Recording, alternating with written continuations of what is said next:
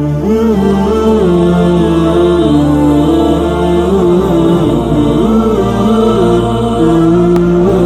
اللہ الرحمن الرحیم۔ السلام علیکم ویورز، کیسے ہیں آپ سب؟ امید کرتی ہوں کہ اللہ پاک کے کرم سے آپ ایمان اور صحت کی بہترین حالت میں ہوں گے۔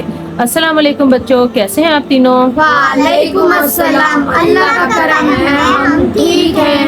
جی، تو ہماری سیریز جو چل رہی ہے وہ ہے حقوق العباد کے بارے میں، جس میں ہم نے پہلے والدین اور اولاد کے حقوق ڈسکس کیے ہیں، تو آج باری ہے رشتہ داروں کے حقوق کی۔ حیدر، آپ ہمیں بتائیں کہ رشتہ داروں میں کون کون شامل ہے؟ چاچو، چاچی، پھپھو، خالہ، خالو، نانو، نانابو، اور اس کے علاوہ ماموں مانی ہیں، ماموں، اور آپ کے دادا ابو اور دادو امی ہیں۔ تایا ابو۔ ہاں جی، تو یہ سارے مطلب جتنے بھی ہمارے والدین کے علاوہ جو ہمارے ارد گرد جو سارے رشتہ دار ہوتے ہیں وہ جو ہے ان میں مطلب ماموں، چچا اور تایا ابو اور پھپھو سارے جو ہیں یہ رشتہ داروں میں شامل ہوتے ہیں، ٹھیک ہے نا؟ تو رشتہ داروں کے جو ہے حقوق وہ بہت زیادہ ہے، ان کا بیان جو ہے وہ بہت زیادہ آیا ہے۔ ایک لفظ استعمال ہوتا ہے اس کے لیے، صلہ رحمی۔ صلہ رحمی کا مطلب ہوتا ہے کہ رشتہ داروں سے اچھا سلوک کرنا، یعنی جو آپ کے قریبی رشتہ دار ہیں ان سے اچھا سلوک کرنے کو صلہ رحمی کہتے ہیں۔ ان سے تعلق جو ہے وہ جوڑنا چاہیے، ان سے تعلق توڑنا نہیں چاہیے۔ ان سے تعلق توڑنے کو جو ہے وہ قطع تعلقی کہتے ہیں، یعنی کہ ہم نے ان سے تعلق جو ہے وہ توڑ لیا ہے، تو یہ اللہ تعالیٰ جو ہے اس جو قطع تعلقی ہے وہ اللہ تعالیٰ کو سخت ناپسند ہے اور اللہ تعالیٰ کی ناراضگی کا سبب ہے۔ اللہ تعالیٰ نے فرمایا ہے کہ جو قطع تعلقی کرتا ہے، رشتہ داروں سے تعلق توڑتا ہے، وہ جنت میں داخل نہیں ہوگا۔ اتنا اس کا سخت جو ہے وعید ہے کہ وہ جنت میں انسان داخل نہیں ہو سکتا جو اپنے رشتہ داروں سے تعلق توڑ لیتا ہے، کیونکہ اللہ تعالیٰ نے یہ جو رشتے بنائے ہیں یہ جوڑنے کے لیے انسان کو بنائے ہیں، آپس میں جڑ کے رہنے کے لیے بنائے ہیں، ایک دوسرے کو توڑنے کے لیے نہیں بنائے۔ اس لیے اللہ تعالیٰ جو ہے وہ سخت ناراض ہوتے ہیں اس چیز سے اگر ہم تعلق توڑتے ہیں اپنے رشتہ داروں سے۔ تو اس لیے جو ہے رشتہ داروں سے صلہ رحمی کرنے کا کہا گیا ہے، یعنی اچھے طریقے سے ان سے ملنا، ان سے بات چیت کرنا اور رشتوں کو جوڑ کے رکھنا، اس کو صلہ رحمی کہتے ہیں۔ ایک تھا حضور پاک صلی اللہ علیہ وآلہ وسلم جو ہے وہ تقریر کر رہے تھے، تو آپ نے اس کے درمیان میں ارشاد فرمایا کہ جو یہاں پہ اگر کوئی ایسا موجود ہے جس نے قطع تعلقی کی ہوئی ہے، یعنی کہ اس کے رشتہ دار اس سے ناراض ہیں یا وہ اپنے رشتہ داروں سے ناراض ہے، تو وہ میری محفل سے اٹھ کے چلا جائے۔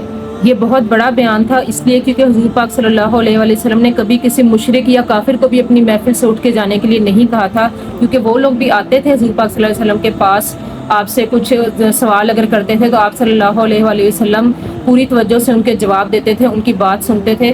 تو آپ نے کبھی کسی منافقین کو، مشرکین کو، کسی کو بھی کبھی نہیں کہا تھا کہ ان کی محفل سے اٹھ کے چلے جائیں، لیکن اس ٹائم آپ صلی اللہ علیہ وآلہ وسلم نے فرمایا کہ جو یہاں پہ ایسا شخص موجود ہے جس کا رشتہ دار اس سے ناراض ہے تو وہ میری محفل سے اٹھ کے چلا جائے، وہ یہاں پہ نہ بیٹھے۔ تو وہاں سے ایک نوجوان اٹھ کے چلا گیا جس کی خالہ اس سے ناراض تھی، تو جیسے بھی کر کے اس نے جو ہے وہ اپنی خالہ کو منایا اور پھر وہ دوبارہ آ کے محفل میں شریک ہوا۔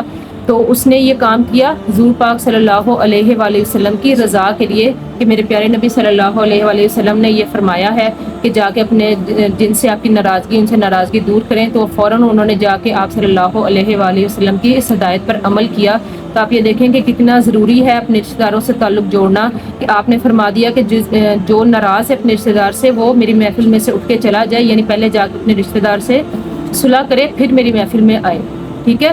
تو یہ ہمارے لیے بھی اس میں سبق ہے کہ ہم نے جو ہے وہ رشتہ داروں سے قطع تعلقی نہیں کرنی، ان سے رشتہ جوڑ کے رکھنا ہے، اپنے رشتے کو نہیں توڑنا۔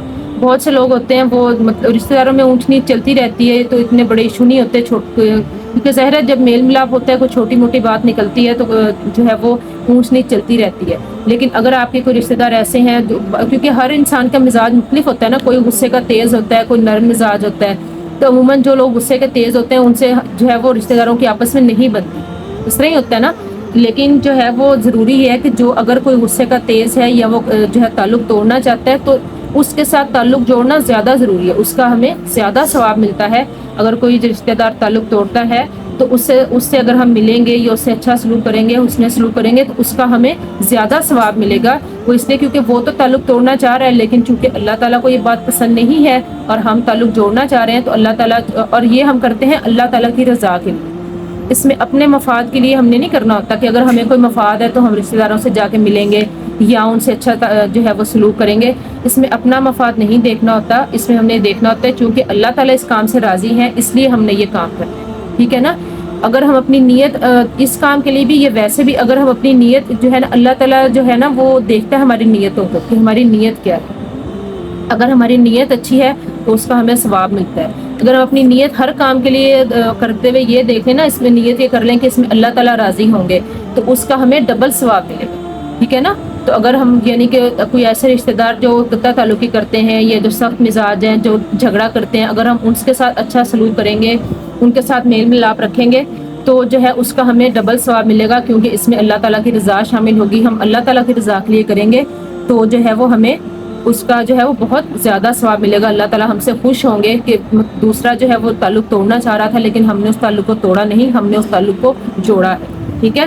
تو جو آپ ہی میں نے جس طرح آپ کو بتایا کہ جو قطع تعلقی ہے، رشتہ داروں سے تعلق توڑنا جو ہے وہ حرام ہے اور وہ جنت میں داخل نہیں ہوگا. جو شخص اپنے رشتہ داروں سے تعلق توڑتا ہے وہ جنت میں داخل نہیں ہو سکتا. ٹھیک ہے. اللہ تعالیٰ نے اس کو جنت میں جانے نہیں دینا جو کہ اپنے رشتہ داروں سے تعلق توڑے گا.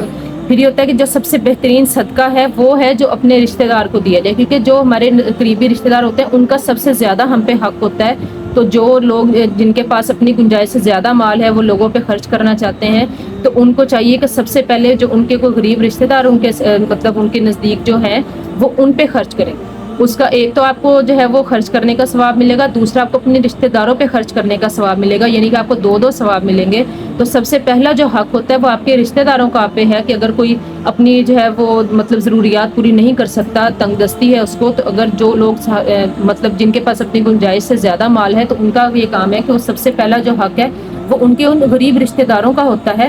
ان کو وہ جو ہے وہ سب سے پہلے صدقہ کریں یا زکوٰۃ دیں یا جو بھی، یا ویسے وہ ان کی مدد کرنا چاہیں، تو سب سے پہلا جو حق ہے وہ ان کے رشتہ داروں کا ہوتا ہے. ٹھیک ہے نا. باقی جو ہے وہ لوگوں کا حق ان کے بعد میں آتا ہے، سب سے پہلا حق جو ہے وہ رشتہ داروں کا ہے. ٹھیک ہے. تو امید ہے کہ آپ کو سمجھ آ گئی ہوگی کہ رشتہ داروں کے حقوق جو ہے وہ بہت زیادہ ہیں، ان سے ہم نے تعلق جوڑنا ہے. ہاں جی، بنا کے رکھنا ہے، جوڑنا ہے، تعلق توڑنا نہیں ہے، کیونکہ یہ اللہ تعالیٰ کو پسند نہیں ہے. تو آج کے لیے اتنا ہی. جی تو فرینڈز، اگر آپ کو ہماری ویڈیو اچھی لگی تو ہماری ویڈیو لائک کریں، شیئر کریں، کمنٹ کریں، اور سب سے ضروری بات ہمارے چینل کو سبسکرائب کر کے بیل آئکن بٹن کو پریس کر دیں تاکہ ہماری آنے والی ویڈیو یوں ہی آپ کو ملتی رہے. ملتے ہیں نئی ویڈیو کے ساتھ، تب تک کے لیے اللہ حافظ.